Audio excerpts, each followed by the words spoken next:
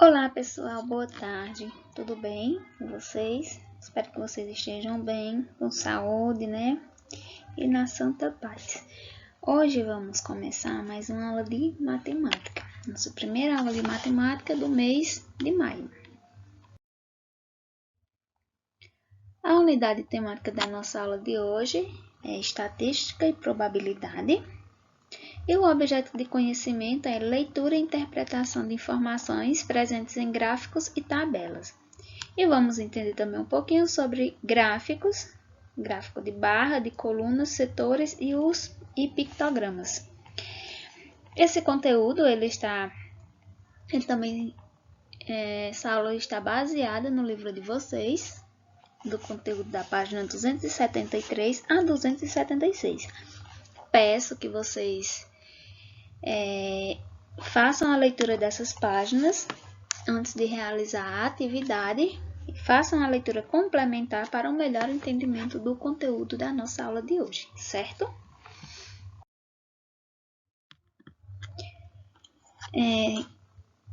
O que são tabelas? Tabelas são quadros organizados em linhas e colunas que resumem um conjunto de informações.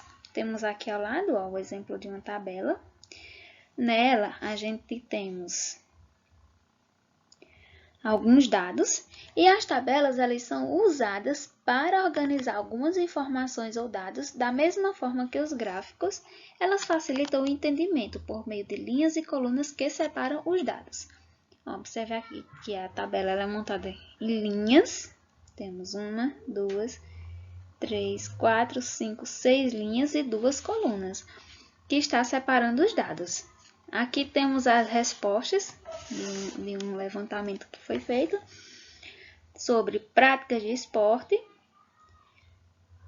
Quantas pessoas gostam de prática de esporte, ler livros, passeio com família, assistir TV e videogames. E aqui tem os dados da frequência. Os gráficos ele têm como objetivo tentar expressar visualmente um conjunto de dados para que a compreensão deles sejam facilitadas. É possível organizar os dados de diversas maneiras, de acordo com a situação considerada. Assim, vamos retomar os tipos de gráficos e aprofundar um pouco mais o assunto, aprendendo como escolher o melhor gráfico para cada situação e utilizando as medidas de tendências centrais que você já viu. Ou seja, as medidas de tendências centrais a gente viu nas aulas anteriores e você já conhece. O primeiro gráfico é o gráfico de segmentos ou gráfico de linhas. Observe o exemplo abaixo. Ó. O bibliotecário de uma escola fez um levantamento sobre o número de livros emprestados a cada mês, de fevereiro a junho de um ano letivo. Tem aqui ao lado ó, o exemplo do gráfico de linhas ou de segmentos. E nesse tipo de gráfico existe uma correspondência nessa situação. Para cada mês, temos um número de linha emprestado. Ó. Aqui no eixo X do gráfico temos o mês e aqui no eixo do Y corresponde ao número de livros emprestados. Para isso, existe um sistema de eixos cartesianos. Podemos marcar os pontos correspondentes aos pares ordenados e em seguida ligar os pontos consecutivos. Então, vamos interpretar aqui o gráfico do lado, né? No mês de fevereiro, ó, note que o pontilhadozinho, ele vem até aqui em cima, ou seja, no mês de fevereiro foram emprestados 300 livros.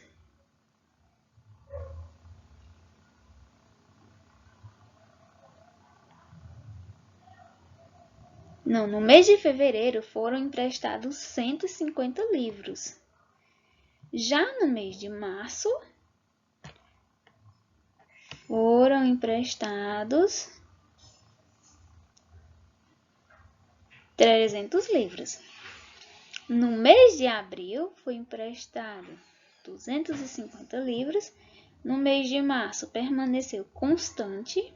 Também foram emprestados 250 livros e no mês de junho foi emprestado apenas 200 livros.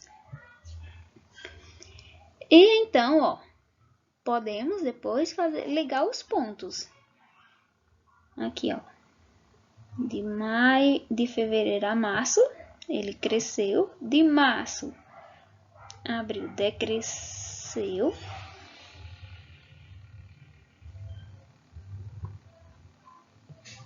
Maio, ele permaneceu constante. E em junho, decresceu.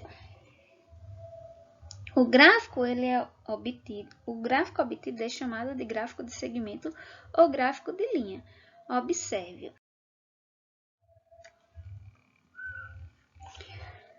Aqui temos novamente a demonstração do gráfico, né? E os gráficos de segmentos, eles são usados para mostrar visualmente a evolução das frequências de uma variável em certo período. A posição de cada segmento de reta indica crescimento e decrescimento ou instabilidade no período considerado. A inclinação do segmento de reta indica a intensidade do crescimento ou do decrescimento. Analisando novamente o gráfico anterior, ó, note que de fevereiro a março houve um crescimento. De março a abril teve um decrescimento. De abril para maio permaneceu constante e de maio para junho houve um decrescimento. Temos também o gráfico de barras, ele pode ser horizontais ou verticais. Observe o exemplo abaixo, diz o seguinte, ó, Maria Rita, ela é gerente de uma loja de roupas e registrou nesse gráfico o número de peças de roupas vendidas nessa loja no mês de agosto de 2013 a 2019. Aqui no gráfico, podemos observar, ó, o eixo X está aqui, ó, representando o tempo, que foi de 2013 a 2019, e no eixo Y temos aqui, ó, o número de peças vendidas. De 2013, em 2013, foi vendido 1.019 peças, 2014, 704, 2015, 705, 2016, 691, 2017, 697, 2018, 474 e 2019 foram vendidas 1.029 peças. Um gráfico de barras é aquele que representa o valor de uma variável relacionada às respectivas frequências por meio de barras horizontais ou verticais, que tem a mesma medida de comprimento ou largura e com espaços iguais entre elas. As barras se diferem pela medida de comprimento, que é diretamente proporcional às respectivas frequências. Veja que no exemplo, a variável é quantitativa e os valores das variáveis estão organizados em ordem cronológicas. Se a variável representada for qualitativa, geralmente não existe uma ordem pré-definida de disposição dos valores delas. O gráfico de barras nos permite interpretar e comparar as frequências de maneira rápida. Porém, esse tipo de gráfico não é adequado quando desejamos comparar a frequência de cada valor da variável com a amostra, como a amostra, por exemplo. Aqui temos o gráfico novamente e a demonstração do gráfico de barras. Lembre-se, ele pode ser organizado. As barras elas podem ser horizontais ou verticais. E aqui temos o gráfico ao lado, né, que eu já fiz a leitura dele no slide anterior. Temos também o gráfico de setores. Observe o exemplo abaixo. Em uma escola foram oferecidas aos alunos 3 atividades extras: natação, dança e informática. Observe nesses gráficos a frequência relativa em porcentagem, essa aqui, ó, esse primeiro gráfico, e a frequência absoluta, essa aqui é a relativa e essa aqui é a absoluta, de cada uma dessas atividades em todo entre todos os alunos do nono ano.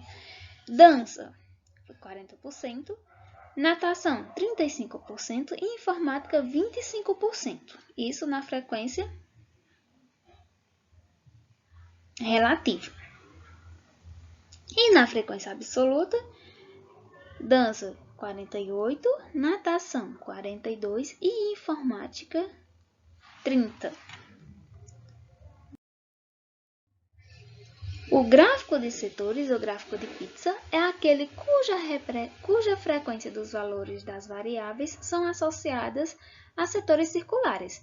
Para construir um gráfico de setores, dividimos os círculos em setores que tenham medidas de abertura do ângulo central diretamente proporcional às frequências de cada valor da variável.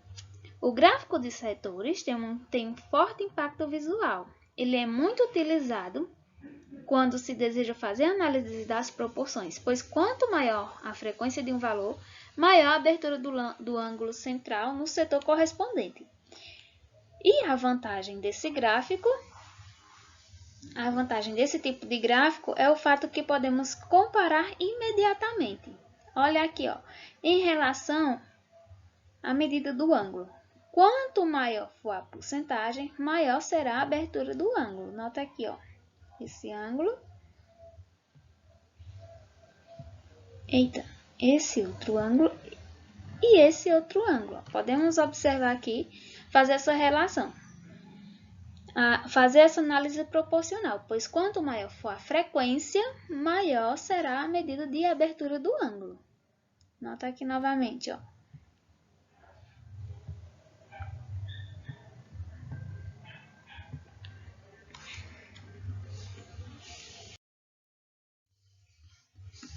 Temos também o histograma. O exemplo abaixo diz que o professor de matemática na turma do nono ano organizou as notas dos alunos em uma tabela e em gráfico. Temos aqui, ó, as notas dos alunos do nono ano e ela está organizada aqui na tabela. Temos o intervalo, né? E a tabela e a frequência. E aqui ao lado temos as notas da matemática do nono ano representada por meio do gráfico. Aqui temos a frequência absoluta e no gráfico temos a representação dessa frequência, da nota dos alunos, representado por meio da frequência absoluta. Note que do intervalo de 0 a 2, ó, que o intervalo de 0 a 2 teve apenas o número 1. Do intervalo de 2 a 4, temos aqui, ó, o número 2. Do intervalo de 4 a 6, temos aqui, ó, o número 7. Aqui no nosso gráfico está representado também. Gráfico. No intervalo de 6 a 8, ó, 6 a 8 corresponde aqui ao número 12. E do intervalo de 8 a 10, temos aqui o número 8. O histograma ele é uma das maneiras de representar graficamente os valores de uma variável quando eles estão agrupados em classes ou intervalos. Ele é formado por um conjunto de barras justapostas, cujas bases são iguais e se apoiam no eixo horizontal do gráfico. Os pontos médios das barras devem coincidir com os pontos médios dos intervalos de classe, ou seja, os pontos aqui do gráfico, ele deve coincidir com o intervalo de classe. Lá na tabela, do intervalo de 0 a 2, tem a frequência absoluta, que é igual a 1. Então, ó, nota aqui que do intervalo, no meu gráfico, do intervalo de 0 a 2, a minha frequência também foi 1. As medidas de comprimento das barras são diretamente proporcionais às frequências das classes.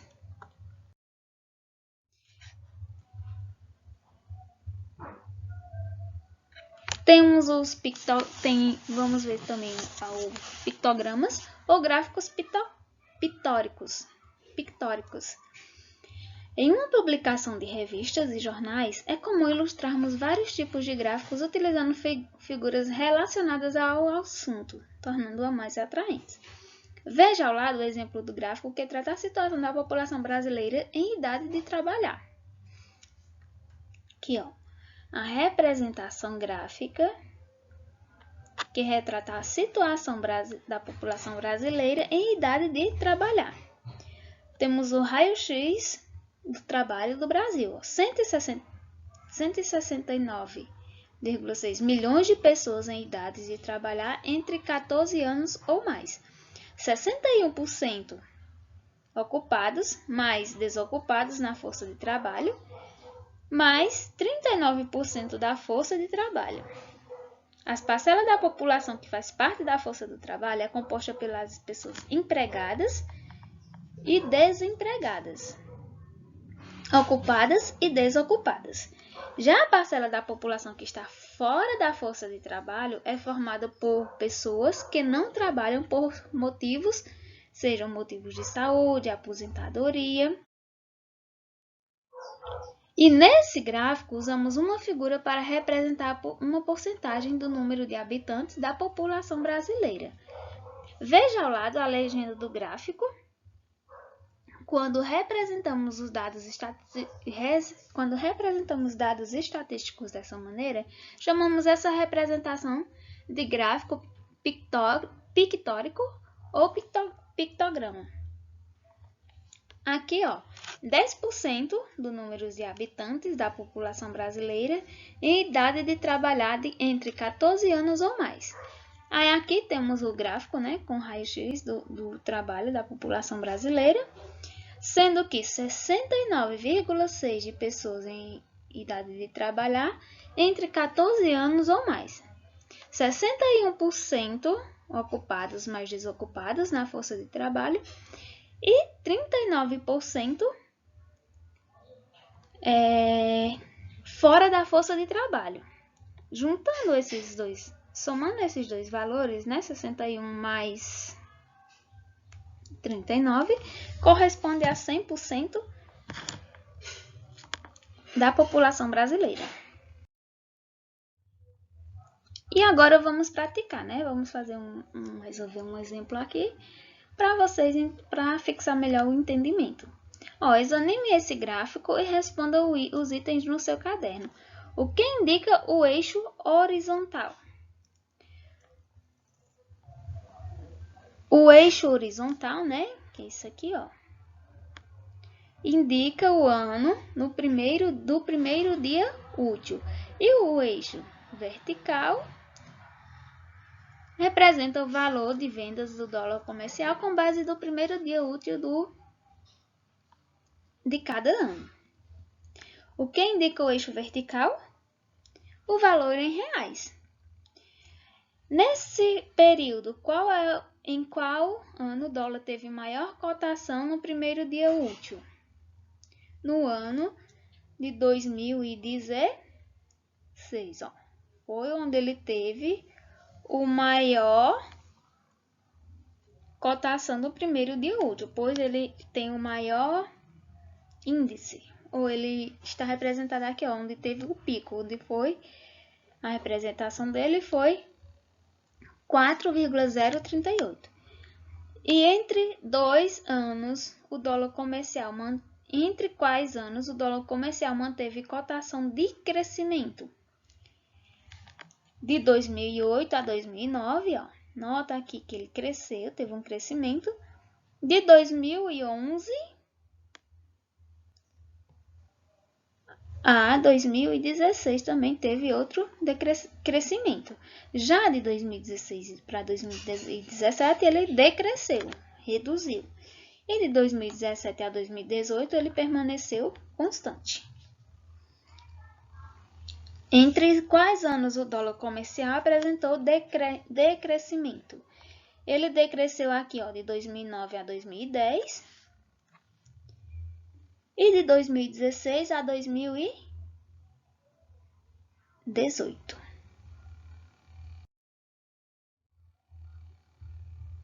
E agora vamos para a nossa atividade. A nossa atividade de hoje está disponível, no Google Sala de Aula.